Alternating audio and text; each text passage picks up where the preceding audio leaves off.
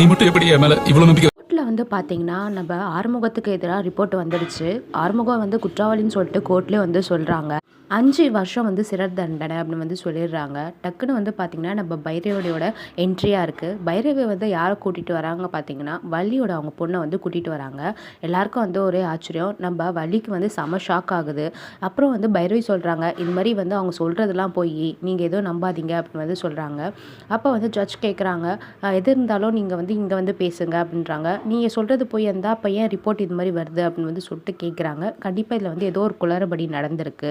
இதெல்லாம் வந்து நீங்கள் சொல்கிறதெல்லாம் வந்து சாட்சி வந்து பத்தாது, எங்களுக்கு ப்ரூஃப் வேணும், ப்ரூஃப்லேயே இப்படி வந்திருக்கே என்ன பண்ணுறது அப்படின்னு வந்து சொல்லிட்டு கேட்கும்போது அப்போ வந்து வள்ளி வந்து என்கிட்ட வந்து சாட்சி இருக்குன்னு சொல்லிட்டு நம்ம வள்ளியோட குழந்தைய வந்து காமிக்கிறாங்க. ஸோ வள்ளியோட குழந்தை வந்து பார்த்திங்கன்னா எல்லா உண்மையும் வந்து சொல்லிடுது. இந்த பக்கம் வள்ளி என்ன சொல்லிட்டு இருப்பாங்கன்னா, குழந்தை வந்து உடம்பு சரியாமல் மாத்திரை கொடுத்து தூங்க வச்சிட்டேன் அப்படின்னு வந்து சொல்லியிருப்பாங்க. அப்போ வந்து பார்த்திங்கன்னா தான் ஜட்ஜுக்கு உண்மை வந்து தெரிய வருது. குழந்தைக்கெலாம் உடம்பு சரியில்லை, அவங்க நல்லா தான் இருக்காங்கன்னு சொல்லிட்டு. ஸோ வள்ளி சொல்கிறதுல வந்து போய் எல்லாமே வந்து தெரிய வருது.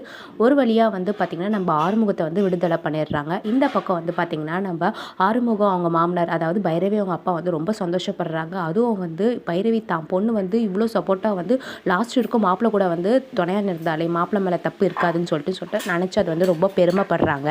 பக்கம் வந்து பார்த்திங்கன்னா நம்ம மகாக்கும் இசைக்கும் சஞ்சய்க்கும் வந்து பார்த்திங்கன்னா செம்ம காண்டாகுது இது மாதிரி நடந்துச்சுன்னு.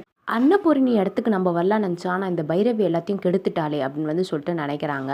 அதுக்கப்புறம் வந்து பார்த்திங்கன்னா வீட்டுக்கு போகிறாங்க. வீட்டில் போய் வந்து பார்த்திங்கன்னா அன்னபூரணியும் வந்து அவங்களோட தப்பெல்லாம் வந்து உணர்ந்து நம்ம ஆறுமுகக்கிட்ட வந்து மன்னிப்பு கேட்குறாங்க. இந்த பார்க்கலாம் என்ன ஆகுதுன்னு. இது போல் நிறைய அப்படியே தெரிஞ்சுக்கணும். நம்ம சேனலை மறக்காமல் சப்ஸ்கிரைப் பண்ணிக்கோங்க.